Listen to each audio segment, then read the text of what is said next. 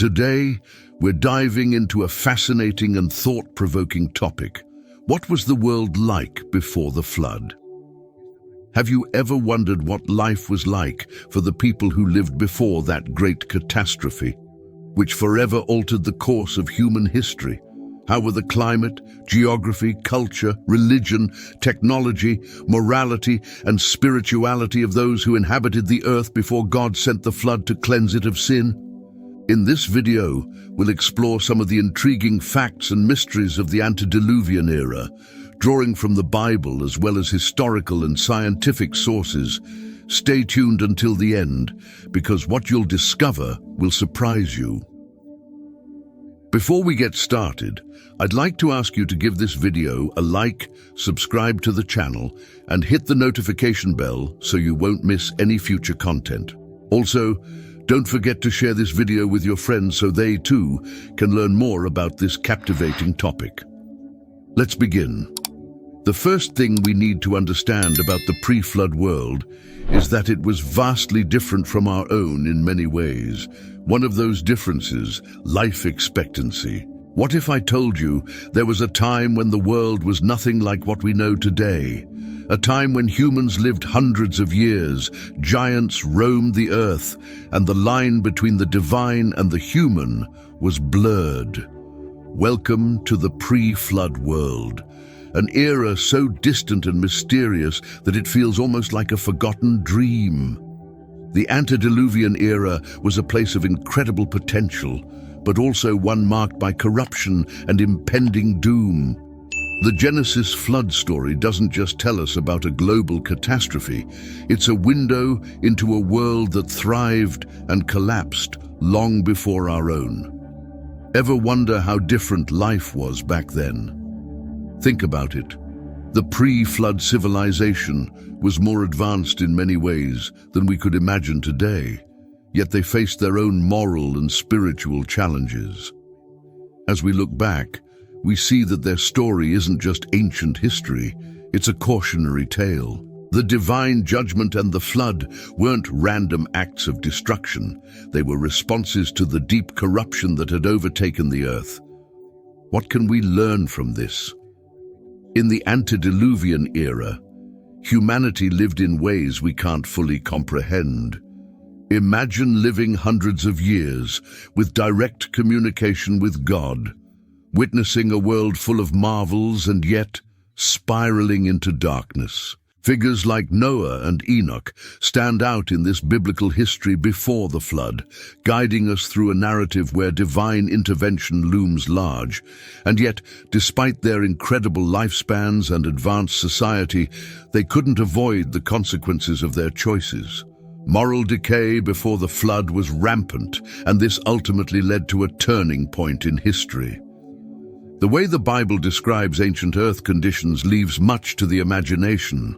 We know there was a unique balance of forces that allowed for extreme longevity before the flood, but more than that, it paints a picture of a society where giants walked the earth. The Nephilim in Genesis are often shrouded in mystery, but they played a significant role in corrupting the land.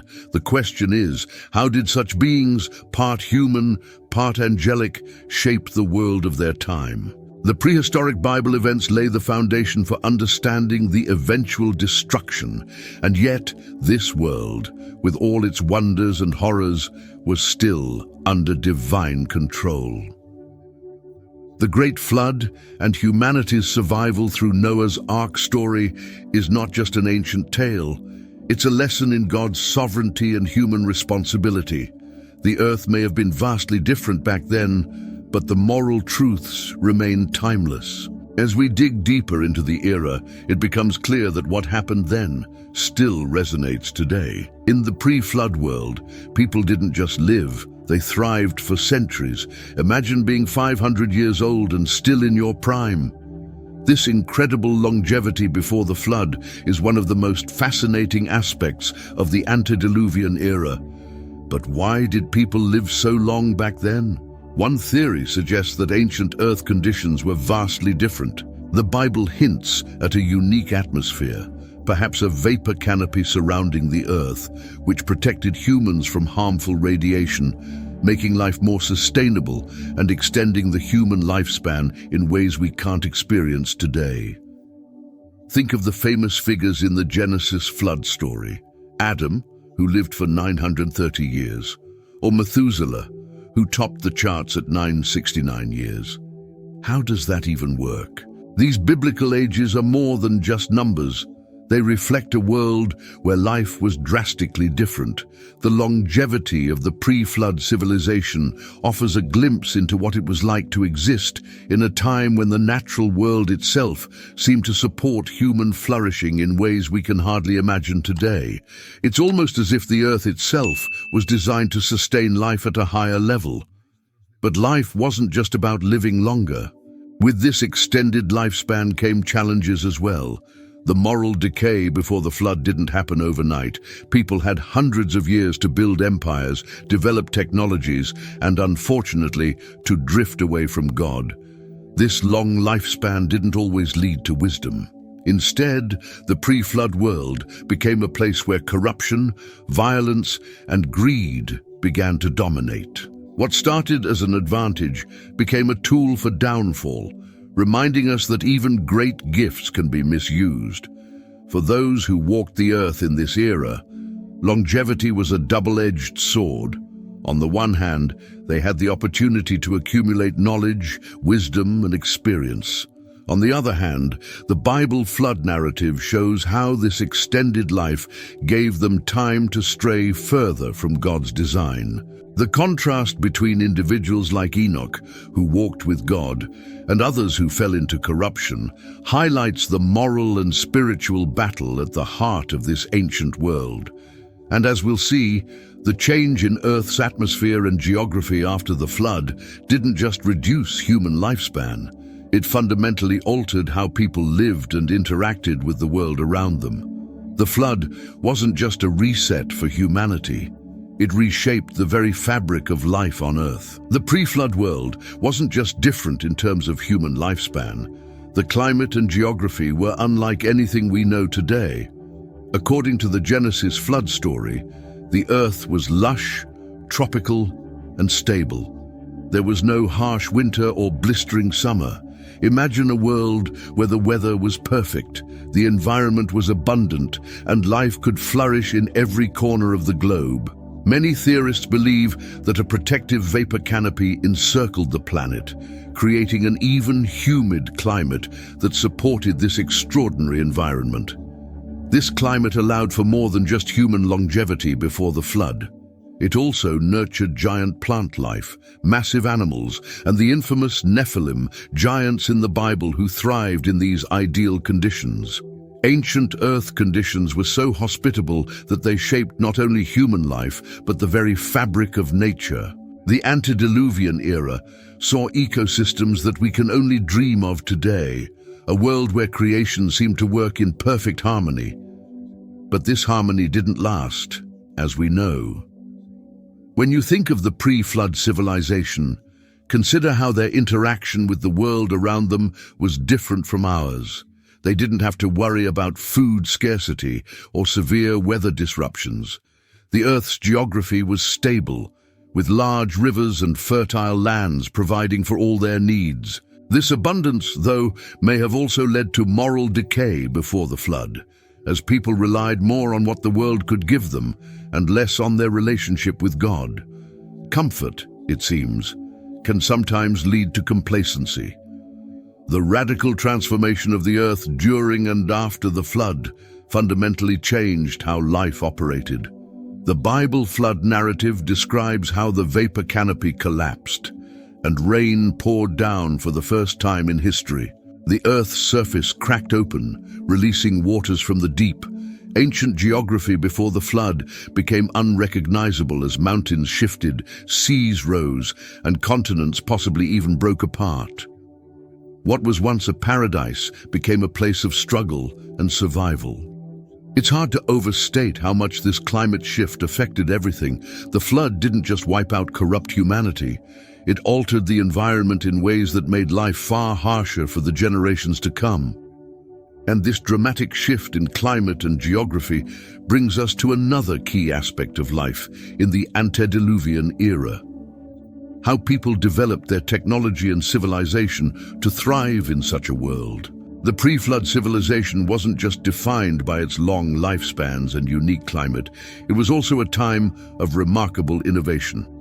Despite living in what some might consider an ancient world, the people of the antediluvian era developed technology and systems that we often overlook.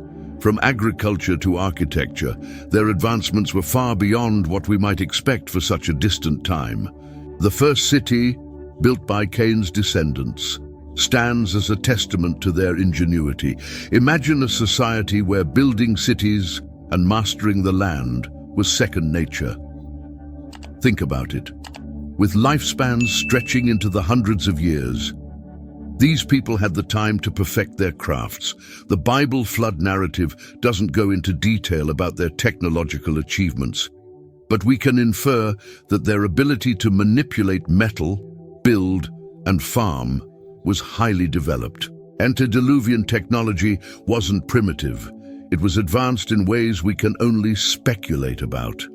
Some even suggest that the rise of corruption before the flood may have stemmed, in part, from the misuse of this technology. Among the descendants of Cain, we see the development of specialized professions. Jabal became the father of those who lived in tents and managed livestock, while Jubal was the ancestor of all who played the harp and flute. Tubal-Cain worked with bronze and iron, pushing the boundaries of metalworking. These early innovators laid the groundwork for what we now consider the cornerstones of civilization. However, while their skills grew, so did the moral and spiritual decay, as the antediluvian era became a place of both progress and peril. But technology alone wasn't enough to save them. The rise of civilization in this era may have allowed humanity to flourish, but it also contributed to their downfall. With cities came violence, and with progress came a growing distance from God.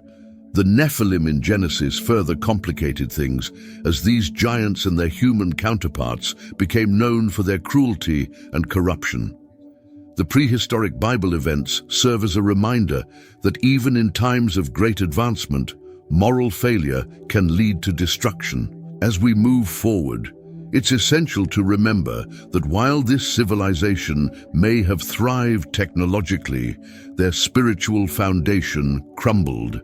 And as we'll see next, their religious and spiritual beliefs played a pivotal role in how they interacted with both God and one another, setting the stage for the ultimate judgment to come. The pre-flood world wasn't just marked by technological advances and long lifespans.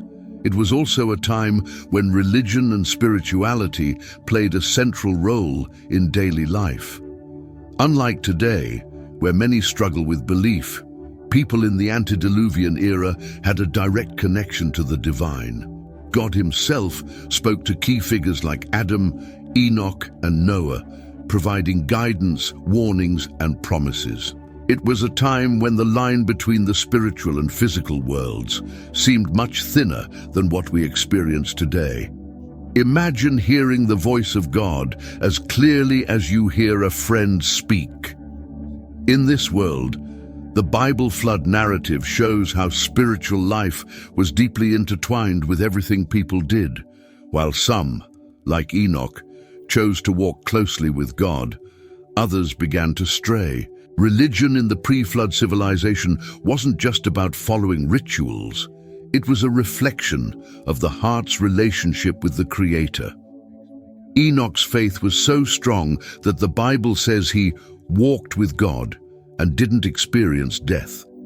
But this closeness to the divine wasn't universal, as many turned away from God's path, leading to the growing corruption before the flood. Spiritual decay didn't happen all at once. It started with subtle shifts in priorities.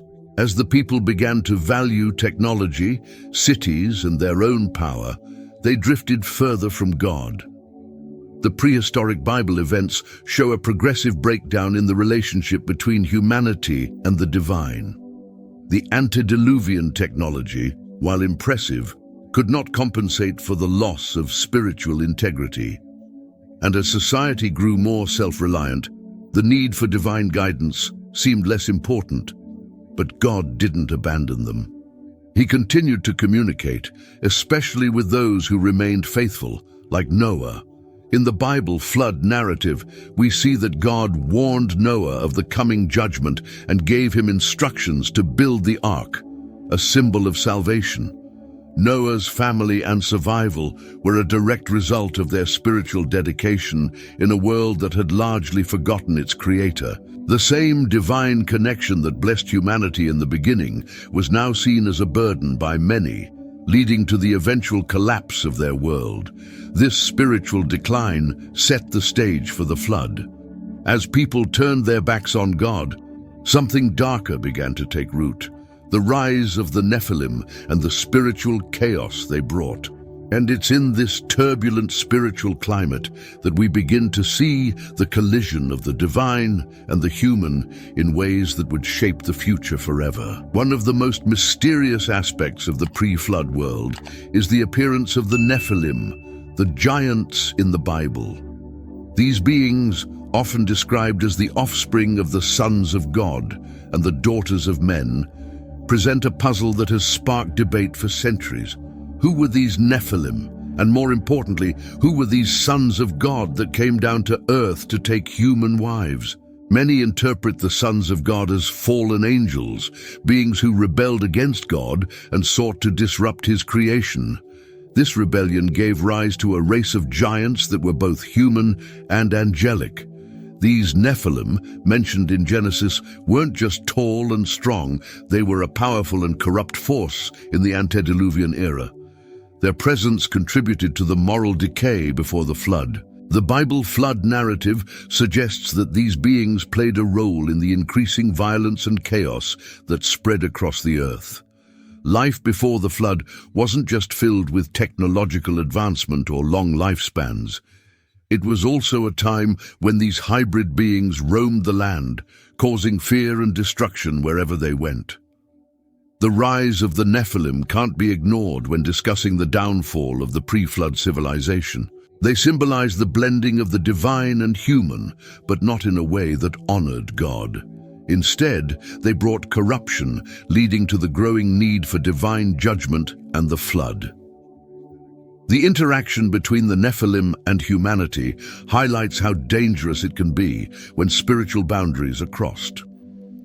The story of these giants serves as a cautionary tale about the consequences of straying too far from God's design. Fallen angels, or the sons of God, didn't just rebel against heaven, they actively sought to disrupt the order of creation. The Bible suggests that their actions were so egregious that it warranted a reset, leading to the Great Flood and humanity's near extinction. The presence of these beings caused the earth to spiral into chaos. It wasn't just humanity that had gone astray.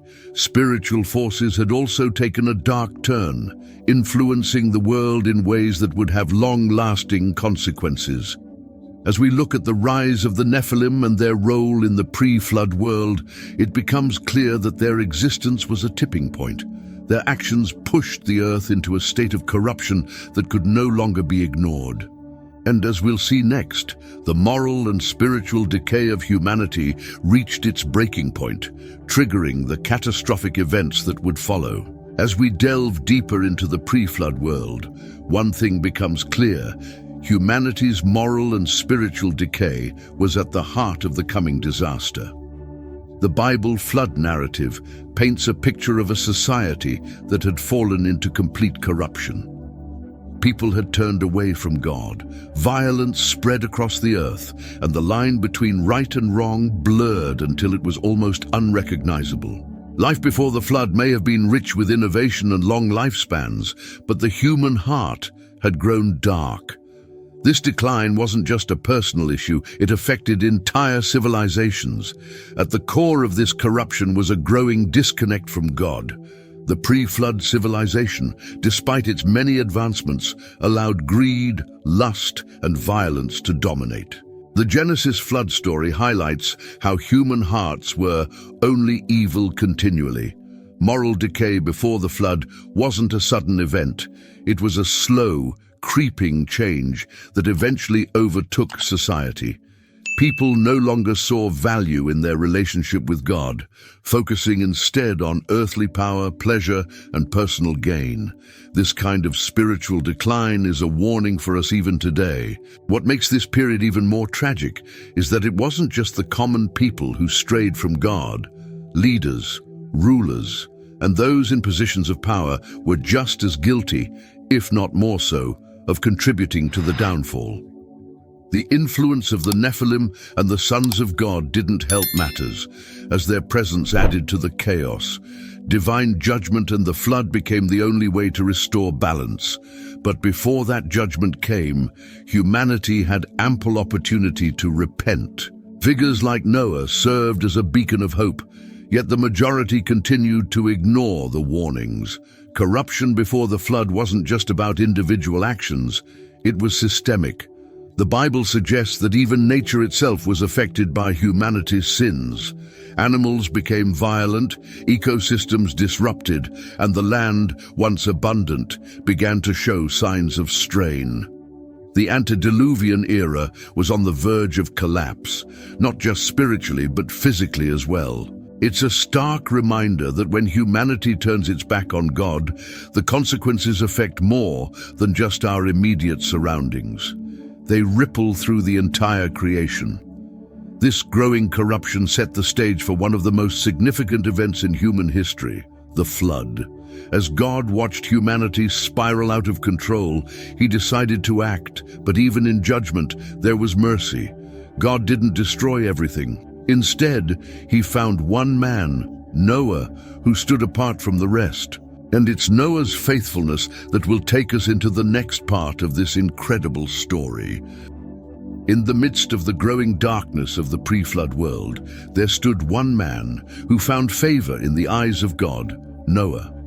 Unlike those around him, Noah was described as a righteous man, blameless among the people of his time. While corruption spread like wildfire across the earth, Noah's faithfulness to God made him a beacon of hope. Life before the flood may have been filled with chaos, but Noah's commitment to God's ways set him apart. His story in the Genesis flood narrative reminds us that even when the world seems lost, one person's faith can make a world of difference. Noah's relationship with God wasn't just about belief, it was about action. When God warned him about the coming judgment, Noah didn't hesitate. He began the monumental task of building the ark, a massive vessel that would preserve his family and the animals through the coming deluge. Noah's Ark story is not just a tale of survival, it's a testament to faith in the face of overwhelming odds. Noah's family and survival were directly tied to his obedience, showing us that true faith leads to tangible action. But Noah wasn't just a builder. He was also a preacher of righteousness. For 120 years, while constructing the ark, Noah warned the people of the impending flood. Yet, the pre-flood civilization mocked him. They continued in their wicked ways, oblivious to the disaster on the horizon. Noah's resilience is a reminder that standing for righteousness is never easy, especially when the world around you refuses to listen. His life serves as an example for anyone facing a world that has lost its way. Remain steadfast no matter what. What's fascinating about Noah's story is that his righteousness didn't just affect him, it saved his entire family. The Bible flood narrative shows that God's covenant wasn't just with Noah, but with his descendants. His faith and actions created a legacy of survival, reminding us that one person's choices can have ripple effects through generations. Noah's Ark story symbolizes not just survival, but a new beginning, a fresh start for humanity after the corruption before the flood had wiped out nearly everything. Noah's journey teaches us that even in the most corrupt times, there's always a path forward. His faith and obedience led to the construction of the Ark, a symbol of salvation and hope. And as we move forward, the significance of the Ark itself becomes central, not just as a physical vessel, but as a representation of God's mercy amidst judgment. The Ark, a massive vessel built by Noah at God's command, stands as one of the most iconic symbols in the Bible. In the face of the coming flood, this wooden structure wasn't just a boat, it was a symbol of salvation and hope. Life before the flood was marked by chaos and corruption, but within the walls of the ark, Noah's family and selected animals found refuge from the storm. The Bible flood narrative paints a powerful picture. While the world was being washed away by judgment, God's chosen few were protected by the very design He had given them. The dimensions and construction of the ark were specific and purposeful. God gave Noah exact instructions, making the ark large enough to hold representatives of every animal species and Noah's family. It's incredible to think that Noah worked on this project for 120 years, an enormous task driven by faith. The ark's construction, from its size to the materials used, represented God's divine plan to save humanity from total destruction. In many ways, the ark wasn't just a boat, it was a lifeline, a physical manifestation of God's mercy amid overwhelming judgment. But beyond its physical structure, the ark represents something even deeper: hope. In the pre-flood world, surrounded by violence, sin, and moral decay, Noah's obedience to build the ark was a bold declaration of trust in God's promise. While the rest of the world scoffed and mocked, Noah worked with steadfast faith. The ark became a beacon of hope for those who trusted in God, while the coming flood was a warning for those who didn't. The duality of the ark as both salvation and judgment makes it a powerful symbol in the biblical history before the flood. For Noah's family and survival, the ark wasn't just a place of safety, it was a reminder that God's plans are always for good. The flood wiped out the corruption before the flood, but the ark preserved life, giving humanity a second chance. It's a lesson in resilience, faith, and the enduring mercy of God. As the ark floated above the rising waters, it carried with it the promise of a new beginning for the earth, a fresh start for mankind. As the waters receded and the ark came to rest on the mountains of Ararat, the world Noah and his family stepped into was entirely different. The antediluvian era was over, and a new chapter in human history was about to begin. But before this new beginning could take place, the full force of the flood had to be unleashed, a powerful reminder of God's judgment over a world that had turned its back on Him. The Great Flood was not just an event of destruction, it was the ultimate expression of God's judgment upon a world that had descended into corruption. The Bible flood narrative tells us that the wickedness of humanity had reached a point where God could no longer tolerate it. Every inclination of the human heart was evil, and violence filled the earth. The flood was a reset, a moment where God's justice was poured out over the world, washing away the sin that had overtaken creation. Life before the flood may have seemed prosperous, but beneath the surface, the moral decay was undeniable. As the rain began to fall, the earth responded in ways it never had before. The windows of the heavens were opened, and the fountains of the deep burst forth. For 40 days and 40 nights, the waters rose, covering the highest mountains and consuming everything in their path. The divine judgment and the flood were total, sparing only Noah's family and the animals inside the ark. The prehistoric Bible events surrounding the flood remind us of the seriousness of God's justice. This was no ordinary storm. It was the unraveling of a world that had lost its way. The flood didn't just impact the people, it reshaped the entire earth. Ancient geography before the flood was forever changed as the waters covered the land. Mountains were submerged, valleys filled with water, and what had once been familiar terrain became a vast, chaotic sea. The antediluvian era came to a dramatic end, and with it, the old world was washed away. The flood wasn't just about punishment, it was about cleansing, preparing the earth for a fresh start. one that would begin with Noah and his family. As the waters rose higher, Noah's ark floated above the chaos, a symbol of God's mercy amidst his judgment. Inside the ark, Noah, his family, and the animals waited for the storm to pass. The Bible flood narrative doesn't just tell us about destruction, it also speaks to the hope of renewal. God's covenant with Noah was a promise that, despite the judgment, there would be life after the flood. The ark was the means of survival, carrying humanity through the darkest hour. When the rain finally stopped and the waters began to recede, it wasn't an immediate return to normal. For 150 days, the earth remained submerged, a reminder of the scale of this judgment. But even in this, God had not forgotten Noah. He sent a wind to begin drying the land, signaling the start of a new chapter.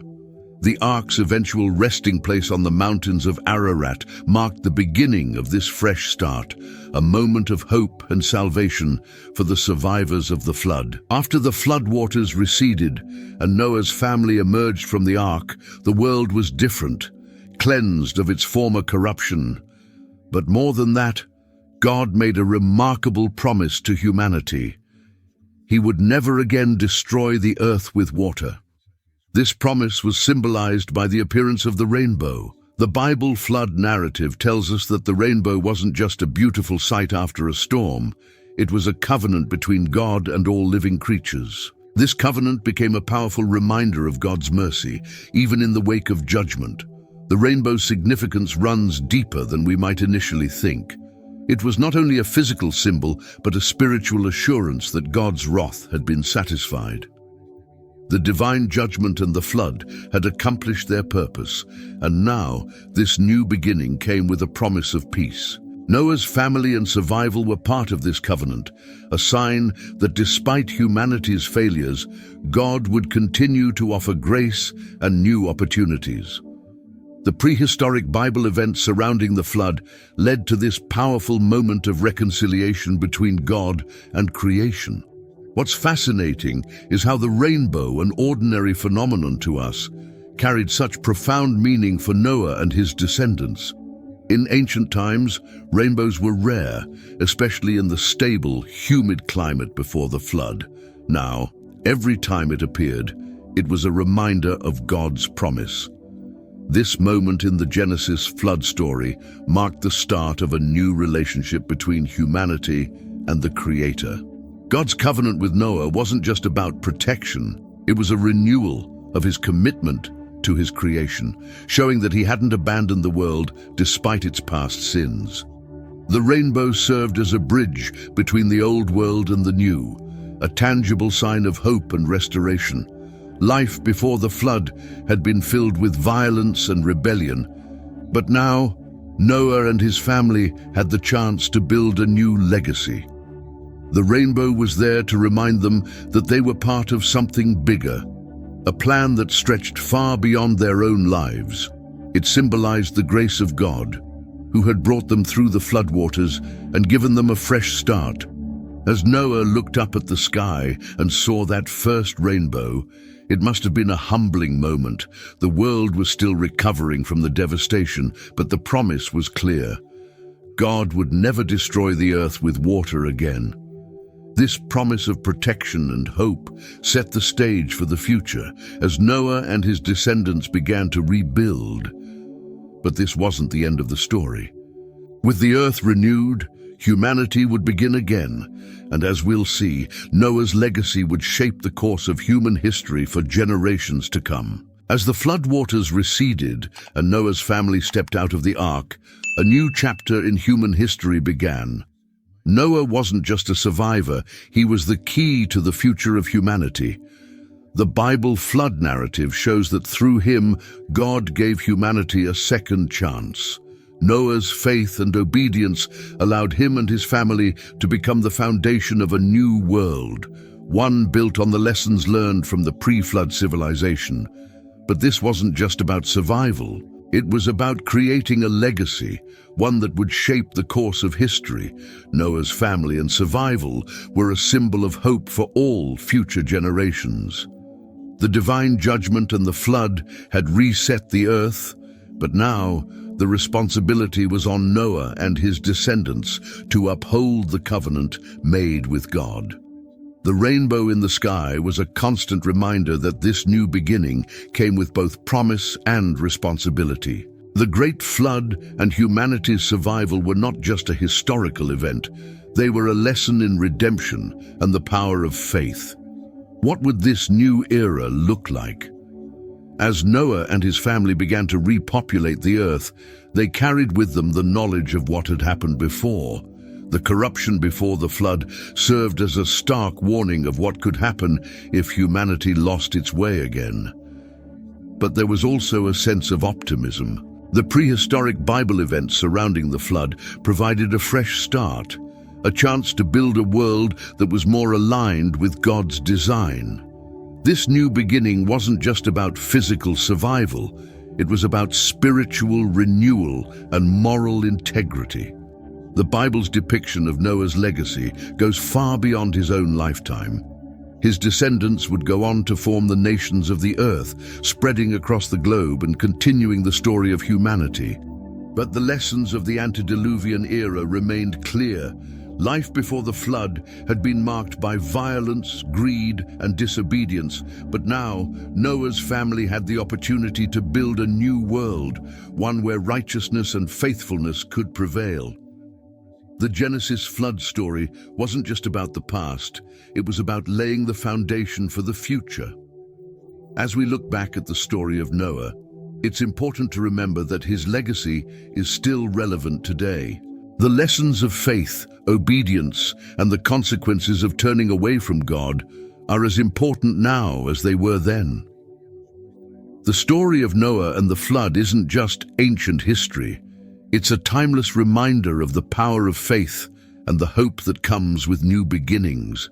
And as we reflect on this, we're reminded that the journey of humanity is far from over. There's always more to learn, more to build, and more to hope for in the world ahead. Now that we've explored what the world was like before the flood, it's time to ask yourself, what lessons can we apply today? The story of Noah, the Ark, and the antediluvian world isn't just an ancient narrative. It's a mirror reflecting the choices we face in our own lives. Are we repeating the same mistakes of greed, corruption, and distance from God, or are we walking in faith, like Noah? Remember, the decisions you make today shape the legacy you leave behind. How will you take these insights and make changes in your life? Will you choose to build something meaningful, even when the world seems against you? Let this story inspire you to take action, seek righteousness, and stand firm in your faith. If this video brought value to you, I invite you to subscribe to the channel and hit the notification bell to continue learning about these incredible topics. Share this video with friends and family. Let's spread these lessons far and wide. Together, we can bring light to more minds and continue uncovering these fascinating truths.